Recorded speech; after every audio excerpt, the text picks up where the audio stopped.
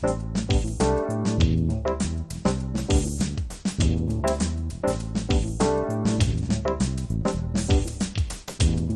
Promax Product 5 is a professional digital field meter that supports all three color systems, power, SACAM and NTSC.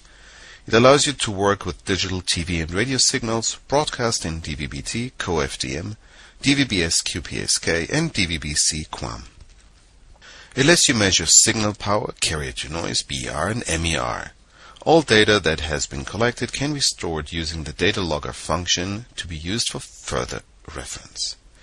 We will get into all of that in just a minute. Its dimensions are quite small at 230 by 161 by 76 millimeters, and it weighs only 2 kilograms, including the rubber protective casing. There's no problem taking it up on the roof. Let's take a look at this unit. To turn on the Product 5, you press and hold down the dial for 3 seconds. You also select on-screen menus, channel and frequency adjustments with it. There's a SCART socket on the left side. This can be used as in or output of AV signals. Then the external video LED will light up on the front. Above it you see the fan. If you use the Product 5 as power supply for an LMB or external terrestrial antenna, the drain light comes on. Charger is on, of course, when you touch the external power supply that is strong enough to run and charge the tool at the same time. A light sensor is built in and adjusts the monitor's contrast and brightness automatically. The arrow keys enable navigation within menus. The 5-inch TFT color screen gets its energy from a 7.2 volt, 10.5 amps battery. The battery lasts about 3.5 hours continuously. Here you see all buttons with the direct number input. The AF input is on top of the Product 5. F, B and C and IAC adapters are supplied. On the right side there is the input for the 12-volt power supply as well as a loudspeaker. Also there is a tiny hole for resetting the unit. The rear of the box shows an RS-232 port for connection to a PC for editing collected data or for software updates.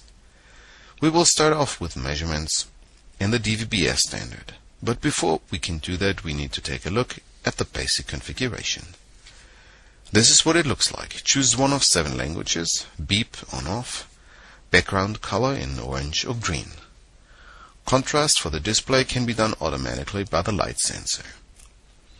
If you work primarily with cable systems, then you would probably choose DVB-C rather than DVB-T for terrestrial signals. Here you can adjust the signal input level from 0 to 130 decibel microvolts. Of course, you have to do that separately for digital and analog terrestrial signals and again for satellite. You can select how long the Product 5 will try and look for a signal before it goes to the next one. In order to protect the battery, several automatic shutdown intervals between 1 and 120 minutes can be selected.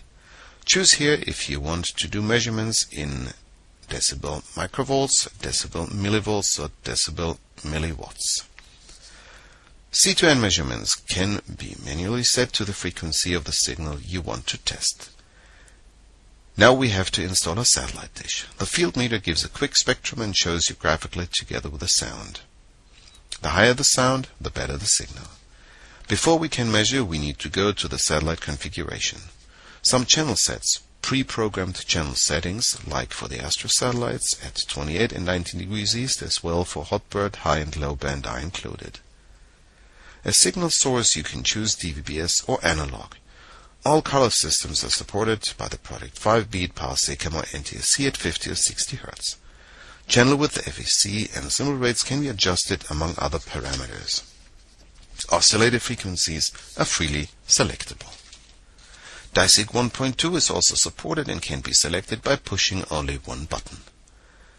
After some basic adjustment using the graphics and spectrum, the Product 5 is ready for exploration. That's what they call a blind scan. It is a one-button operation and the entire satellite will be searched for active signals. The results can be stored in the unit. Now you can select any frequency on the spectrum analyzer. The box decodes all parameters and, if the channel is FDA, will give you a picture and sound immediately on its 5-inch color monitor. Frequency, service table, network, video and audio rate, MPEG format, language, SID and NID, video and audio PIDs, MPEG format, in this case it's MPEG 420. MB at ML resolution is only 480 by 576 lines, not even full PAL standard in 4:3 at 25 Hz. In order to check out the quality of the signal, we need to do a BER measurement. This is what it looks like when the BER is measured before any error correction. You can see on the screen CBR with all relevant data. Press the same key again and you get a measurement after FEC, which is called VBER. This is exactly the signal that every satellite receiver gets after the demodulator, Viterbi and Reed-Solomon decoders. Each time the error rate drops. The shorter the bar, the better the signal quality. Here you can see the measuring of CN, carrier to noise level across the channel. With the MER, you are measuring the noise margin. It tells you about the signal quality. But what about HD signals? Well, MPEG-2 HD is working fine, as you can see, even when only the sound is coming through. All parameters are displayed correctly with MP8HL, main profile at high level, also the video resolution of 1920 by 1088i in 16 by 9 at 25 Hz, with a variable bitrate between 5 and 16 megabit per second. Can you do feed hunting with the Product 5? Let's check it out. So, the antenna needs to be set to W3, switch on the spectrum analyzer, go to an active transponder. After a short time, all data has been read and there is the feed.